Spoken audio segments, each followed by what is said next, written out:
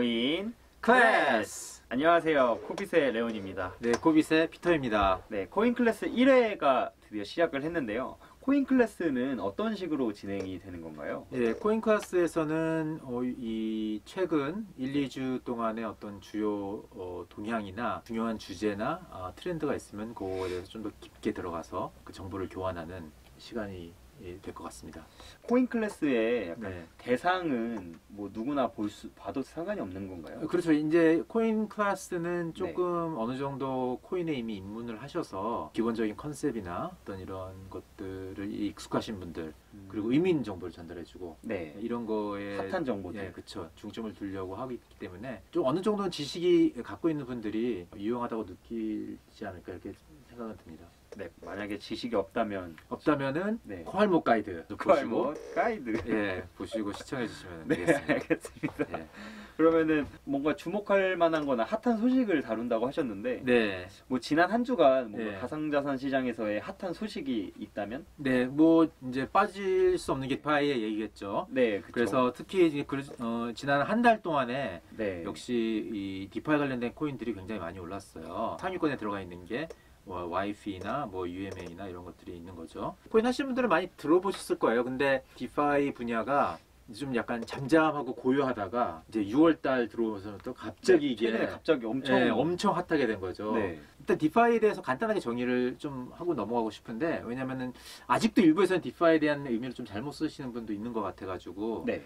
이제 디파이는 Decentralized Finance의 약자로서 중개인이 없는 탈중앙화된 방식으로 금융 서비스를 제공해주는 프로토콜이라고 얘기할 수가 있을 것 같아요. 코빗 같은 데는 이거는 센트럴라이즈이기 때문에 네. 디파이라고 할 수 없는 거고, 어떤 거래소에서 대출이나 이런 이자를 준 서비스를 하는 것도 사실은 디파이가 아닌 거죠. 네, 그렇죠. 네. 이제 아까 제가 이제 6월 전과 6월 후로 나눠진다고 얘기를 했는데, 네. 이제 6월 전의 상황을 보면은 디파이에서 이제 주된 플레이어들이 사실 정체돼 있었어요, 오랫동안. 순위를 말씀하시는 건가요? 그쵸, 순위를 네. 얘기하는 건데, 네. 이제 순위를 어떻게 매기냐면은 자기네 디파이 프로토콜에 예치된 자산 네. 액수로 많이 이제 그걸 보는데, 순위를 보면은 1위가 오랫동안 메이커였고, 네, 메이커다오였죠. 예, 메이커다오였고, 그 다음에 그 압도적인 1위였죠, 사실. 네. 그리고 이제 뭐 2위가 뭐 컴파운드라든지, 이제 그 랭킹이 별로 오랫동안 변하지 않고 쭉 이어오다가 6월달 이후로 와. 이제 무지막지하게 올라서 저 10조 원에 가까운 돈이, 너무 수직 상승. 그렇죠, 했네요. 엄청나게 수직 상승을 했습니다. 네. 그래서 그럼 6월달에 무엇이 벌어졌냐 하면은, 네. 지금 잠깐 말씀드린 그 컴파운드라는 그 디파이 프로토콜에서 네. 자기네들의 그 어떤 초기 성장을 위한 유동성 확보를 위해서 이제 리퀴디티 마이닝이라는 거를 실시를 합니다. 이제 리퀴디티 마이닝은 그러니까 예치를 하거나 돈을 빌려가거나 하는 사람들한테 보상으로 자기네 코인을 발행을 하는 서비스를 시작을 했거든요. 돈을 빌려가는 사람한테도요? 빌려가는 사람한테도 예치하는 사람한테도. 그랬더니 이게 폭발적으로 반응을 일으킨 거예요. 그래서 예치를 하면은 그거를 담보로 빌려갈 수가 있거든요. 네. 빌려가면은 또 코인을 받고, 그거를 뭐 다시 또 예치를 하고, 이렇게 여러 번 반복을 할 수가 있는 거예요. 완전 복리처럼 되네요. 그쵸. 코인을 보상으로 받는 걸 여러 번 할 수가 있는 거죠. 네. 이것을 계기로 많은 디파이 다른 프로토콜이 우리도 저거 해야 되겠다, 리퀴디티 마이닝 하면서 이제 하기 시작한 거예요. 네. 근데 사실 리퀴디티 마이닝은 컴파운드가 처음 한 건 아니에요. 사실 아는 사람은 알고 잘 알려지진 않았었는데, 네. 컴파운드가 이거를 실행을 하면서 이게 모든 사람들의 어떤 관심의 대상이 된 거고, 이것을 계기로 다른 많은 디파이 프로토콜들이 따라하기를 한 거죠, 소위 말하는. 네. 그렇게 하면서 여러 가지 그 리퀴디티 마이닝이라는 형태로 토큰을 제공해주는 프로토콜이 여러 군데 생기다 보니까, 여기서 예치를 하고 대출을 받고, 그걸 갖다가 다른 리퀴디티 마이닝 해준 다른 프로토콜에 가가지고 또 예치를 해서 또 토큰을 받고, 네. 이러면서 그런 과정을 갖다가 여러 개를 반복을 하면은 거기서 나온 수익률이 100%, 200%, 어떨 때는 1000% 가고 뭐 이런 상황이 발생을 하는 거예요. 네. 그래서 이제 이런 일련의 행동을, 리퀴디티 마이닝을 여러 가지 엮은 거를 일드 파밍이라는 이름으로 이제 한국에서는 이자동사라고 알려져 있는데, 그러면 그 코인들에 대해서 인플레이션이 엄청나게 생기지 않나요? 뭔가 하이퍼 인플레이션처럼? 그쵸. 그러니까 일단 그런 코인들을 어떻게 공급할 건지는 미리 정해놔요. 컴파운드 같은 경우는 4년 동안 공급될 양을 이미 정해놨고요. 어떤 그 픽스트 스케줄과 컨디션에 따라서 이제 릴리즈되는 그런 형태이거든요. 이제 그거 감안하에 사람들이 이제 코인을 사고 팔고 하는 거죠. 좀 정리를 하자면은, 지금 디파이 시장을 주도하고 있는 형태의 서비스는 크게 세 가지 정도가 있는 것 같아요. 바로잉 앤 랜딩 플랫폼 네. 형식이 있고요. 네. 두 번째로는 DEX, Decentralized Exchange. 거든요. 거래소의 네, 형태. 거래소. 예. 그다음에 세 번째는 최근에 생긴 건데 아그리게이터라고도 하기도 하고 네. 뭐 Yield Optimize라고도 하는데 음. 이제 디파이 프로토콜이 여러 개 생기니까 나도 이제 이자동사를 하고 싶은데 이게 어디 가서 어떻게 하면 제일 좋은 수익률을 낼지 알기가 힘들어진 거예요. 네, 되게 복잡하다고 복잡해. 예, 예. 그래서 그걸 하더라고요. 대신해 주는 거예요. 이제 그 대표적인 게 연 파이낸스라고 이제 8월 달에 생겨나서 이제 굉장히 돌풍을 네, 일으킨 되게 프로토콜이죠. 최근에 핫한. 맞습니다. 예. 이렇게 크게 이 세 뭉치가 있는 것 같아요.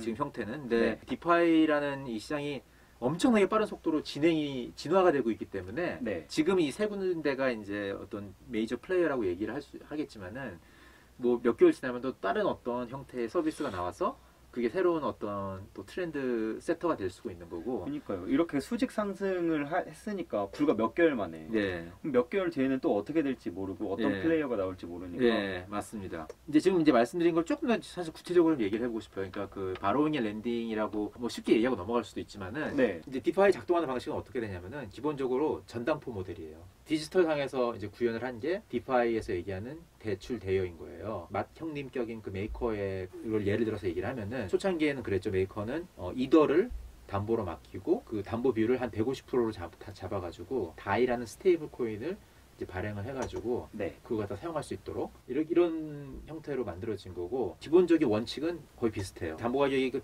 떨어져서 150%라는 어떤 그런 그 담보 비율을 유지를 못했을 경우에는 자동으로 반대면 그쵸 청산 매매가 들어가도록 이미 코딩에 다 적혀 있는 거죠. 이제 덱스도 여태껏 덱스가 있긴 있었어요. 네. 근데 별로 유동성이 별로 없었죠. 근데 지금 디파이에서 뜨고 있는 덱스는 오더북이 없는 덱스예요. 오더북이 없어요. 예.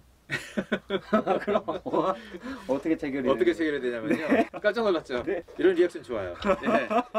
보통 거래소면 다 오더북이 있어가지고 네, 그쵸. 그렇게만 하는 게 거래 방식이라고 생각을 하는데 네. 완전히 새로운 방식의 거래 방식을 채택을 한 거예요. 네. 이거를 제일 처음으로 구현을 한 게 유니스왑이라는 덱스인데 작동 원리는 간단하게 얘기하면 이래요. 사실 이 후편에 저는 좀 깊게 들어갈까 하는데 예를 들어서 내가 이더랑 다이 거래를 하는 거래소를 만들고 싶으면은 여기다가 네 이더 전부 다 예치해 아무나 이렇게 모으는 거예요. 모든 사람들한테 네. 이더랑 나한테 모인 다이랑 가치의 비율로 거기서 그 가격이 정해져요. 이더에 많이 쏠리면 이더의 가치가 좀 저평가되는 거잖아요. 그렇죠. 예. 이더의 US 달러 가격이 사실 이 유니스왑 말고 다른 데도 많이 형성이 되는데 네. 거기서 이제 갭이 생기게 되면은 이 풀의 유동성을 제공한 사람들이 약간 손해를 볼 수는 있어요. 네. 그래서 이제 이 모델이 잘 작동을 하려면은 사실 이더와 다이보다는 스테이블 코인끼리의 그 거래 이런 거에 굉장히 사실 더 적합해요. 유동성 공급자들의 불리한 어떤 그런 시기가 생길 수도 있는 리스크가 있긴 한데,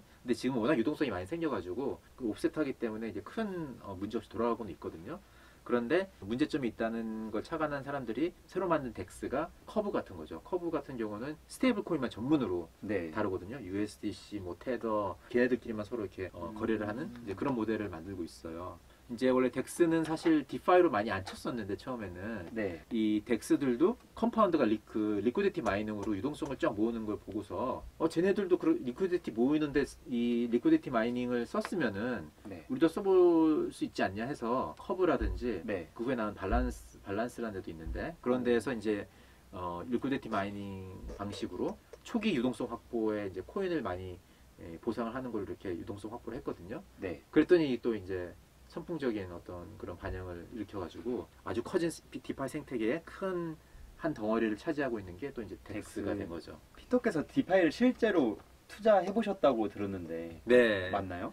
한번 해봤습니다. 저는 이제 네. 이해를 하기 위해서는 실제로 경험을 해보는 게 좋을 것 같아가지고.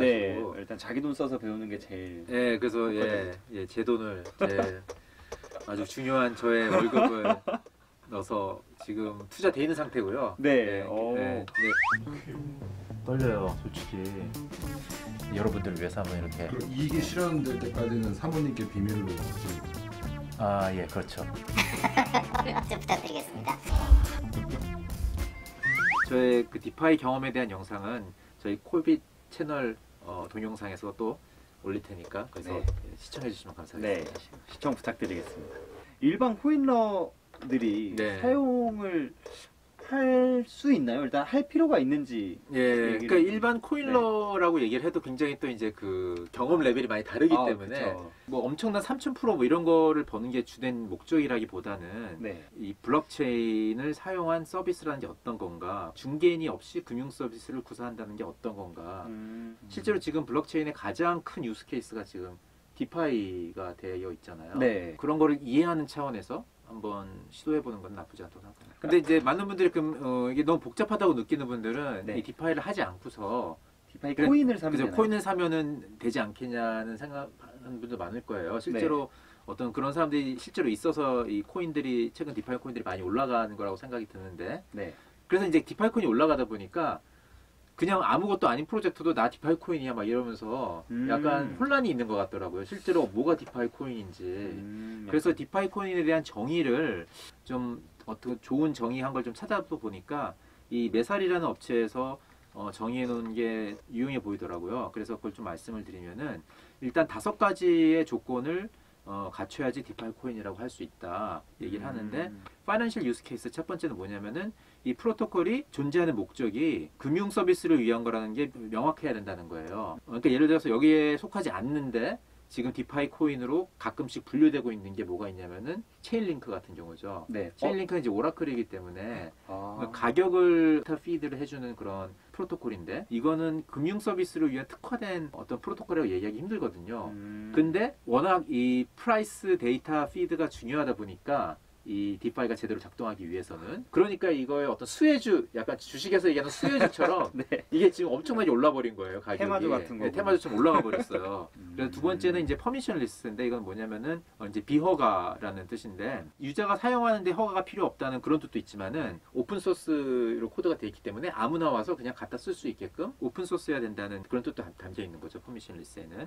그리고 세 번째 얘기한 게 이제 스도니머스를 얘기했는데, 이거는 이제 익명성이 아니라 가명성이에요. 사실 가명성이 필요하다는 거는 이 서비스를 사용하기 위해서 나의 그 신분 노출이 필요하지 않다는 거죠. 4번이 난 커스터디얼인데, 사실 3번하고 4번은 연관이 돼 있어요. 난 커스터디얼이라는 건 뭐냐면은 중앙화된 어떤 그런 정보 수집을 하지 않고도 네. 유저들이 사용할 수 있다는 거니까, 그런 면에서 3번하고 4번은 좀 약간 비슷한 거이긴 하고, 네. 그 다음에 5번째로 디센트럴라이즈 가버넌스는 그 프로토콜에 작동하는 방식을 변형하거나 뭔가 그거에 대한 결정을 내릴 때 그런 권한들이 어떤 한 곳에 집중되어 있지 않고 이제 여러 사람한테 이제 골고루 배분돼 있어가지고 네. 단체나 한 개인이 좌지우지하지 않는 이제 그런 가버넌스여야 된다는 거죠. 그래서 이런 거를 다 갖춰야지만 이제 디파이 코인이라고 얘기할 수 있기 때문에, 아까 얘기한 것처럼 체인링크 같은 경우는 뭐 일부 웹사이트에서는 디파이다 이렇게 슬쩍 집어넣기도 하고 그러는데, 엄밀히 말하면 아닌 것 같고 여기 디파이 코인이라고 할 수는 없는 거죠. 디파이는 딱 이거다라고 딱 5가지로. 네, 그리고 잘 정의를 정리를 잘 해주네요. 정리했더라고요. 디파이에 대해서 한번 알아봤고요. 네, 다음 주에도 혹시 디파이가 계속 핫하면은 네. 한 번 더 다룰 수 있는 거고요. 사실 디파이 내에서도 굉장히 다양한 주제들이 있기 때문에 다음 주에도 이게 이 시청자들이 원하는 주제면은 네. 또 얼마든지 다룰 수 있다고 생각합니다. 다음 주에는 다음 주에 핫한 소식과 함께 다시 돌아오겠습니다.